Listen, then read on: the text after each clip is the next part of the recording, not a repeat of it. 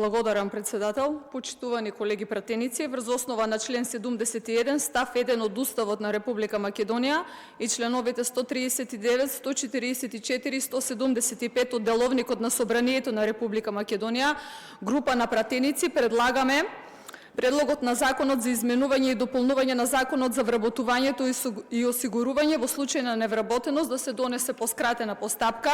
Во мај 2025 година во Собранието го донесовме Законот за работно ангажирање на лица, со кој се уредуваат условите за работно ангажирање на лица за вршење на работа од повремена или сезонска природа, како и правата и обврските на ангажираното лице и работодавачот.